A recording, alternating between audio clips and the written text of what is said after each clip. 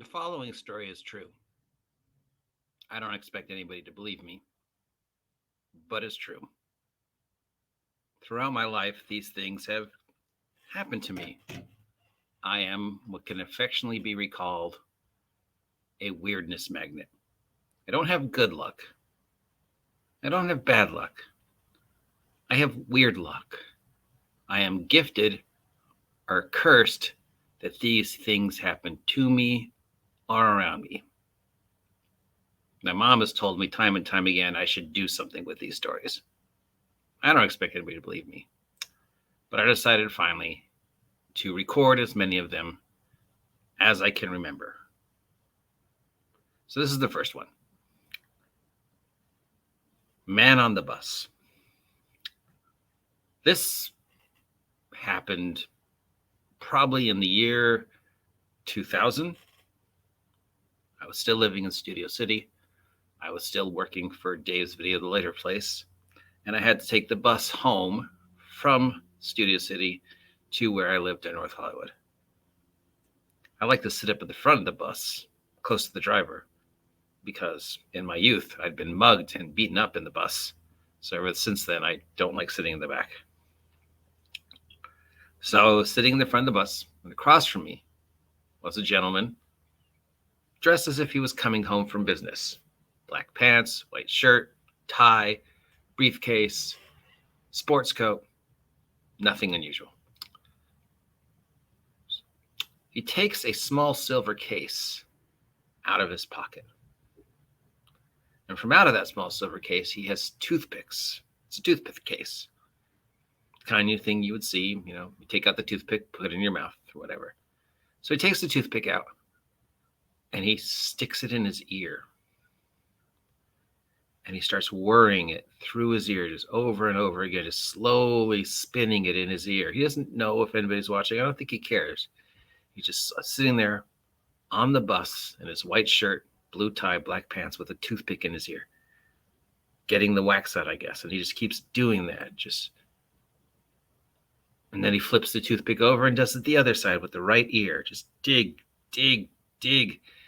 And then when he's done that for like a minute, 2 minutes, and he takes that toothpick out and he takes another toothpick out of this silver box and he continues with the right ear, just digging out the wax or whatever. And he's doing this until you can see the blood starting to drip down the inside of his ear and slowly drip down. Nobody says anything. He's sitting right across from me.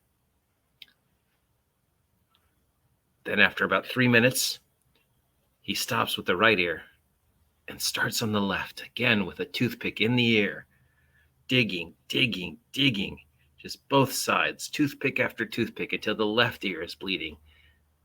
I'm almost home. I'm just not sure what I'm seeing. Is this a performance art piece? Is this guy really sticking toothpicks in his ear? Is it a magic trick? I don't know. But then he takes out another toothpick. And he's going to start working on next is his nose. Unfortunately, it was at my stop, so I had to get off. But part of me wanted to stay on and see where this was going to go. But it was late, I was tired, and I wanted to get home. So I got home. And the first person I told this story to was my sister. And I recited to her just what I saw, sitting across from me, man in a white shirt, taking a toothpick out of his little silver case and just working it through his ear. My sister thinks it's a poem. She's like, "Is that a poem?" It's like, "No, this actually happened to me. I saw this on the bus." And she doesn't believe me, of course. I mean, it's a stupid story. Who would do that? Who would sit on the bus in North Hollywood at 6:30 at night and dig into their ears with a toothpick until they started bleeding?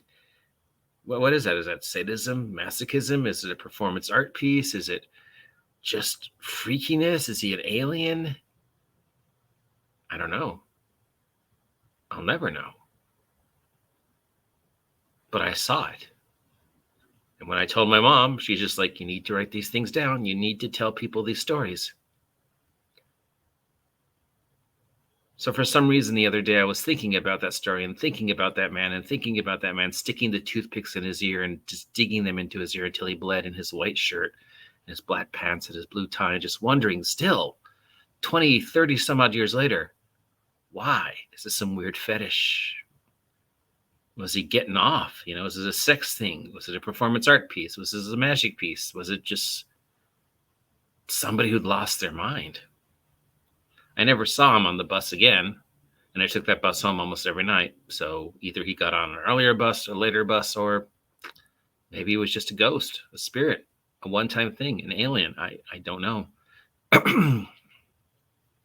But I was thinking about him. I was thinking about all these stories, these things that just happen to me over and over again. No rhyme, no reason. I just see them. And it's not like they're unusual. I think they happen all the time. I think just most people don't notice them, or they don't happen to them. But weird things occur in our universe all the time. And for some reason, I occasionally, whether it lucky or unlucky, get to see them. So I decided that I would start recording these stories. I don't know how long these are going to be. They could be a couple minutes. They could be a couple hours. But I felt it was important to share this story of Toothpick Man, on this podcast. Now, I doubt you believe me. But if you do, even for a second, believe that this happened, I would love to know why you think this man did this. What would drive somebody to do this in front of total strangers? A best guess, some type of weird performance art piece. Or he was just insane, trying to get attention. What do you think?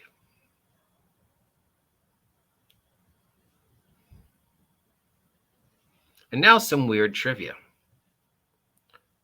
What do you think is the largest living life form on the planet Earth? Do you think it's the gray whale? Perhaps you think it's a tree. Maybe you're educated enough to think it's a giant squid, or the very rare and elusive devil Portuguese mantis. What is it? Portuguese mantis thing, whatever. It's a jellyfish, and it's huge. It lives down in the Marianas Trench. It's gigantic. It's the largest jellyfish known. It's frightening how huge this jellyfish is. But anyways, the gray whale is not the largest species on the planet. Trees are not the largest living thing on the planet. Giant squids are not the largest living thing on the planet. And the devil jellyfish of the Marianas Trench is not the largest living thing on the planet. Nope, the largest living thing on the planet is a mushroom in Oregon, in the Blue Hills of Oregon. This mushroom is the largest single living organism on planet Earth. It is the size of 2 football fields and growing. You don't see it on the surface, obviously. It's all underground. You only see the pods coming out of the earth, the mushrooms, as we call them. But those are not the actual mushroom. The things we see coming out of the earth are basically the leaves of the mushroom organism. The mushroom organism mostly lives underground, and they can be huge. And this one is about the size of 2 football fields and continuing to grow. And the only reason they even knew about it is because it grew so large, it started damaging infrastructure. It started damaging pipes and underground wires and old things that had been underground since the gold rush, old railroad tracks. And it just kept growing and growing. And that's when they were like, what's making these pipes bend? What's making these electronic things go? What's bending these railroad tracks? And they dug up and they found it. And it just kept stretching. Currently, the land it lives on is sort of protected.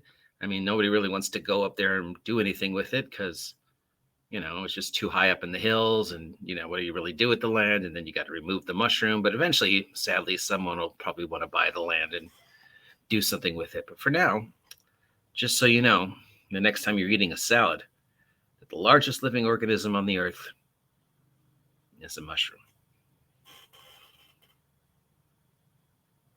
So that's Weird Things I've Seen, episode 1. Please let me know what you're thinking. And again, if even part of you believes my story about Toothpick Man, why? Why would he do this? If you appreciate this production, there are plenty of ways you can support me to hear more of these. Multiple links down below for my websites, my Ko-Fi, my online store. So, yeah, take a moment of your time to, if you really enjoy these and want to hear more of them, to support me. Or just take a moment to subscribe and let me know what you think of the story and if you want to hear more. That's it for today. I'll be back next week.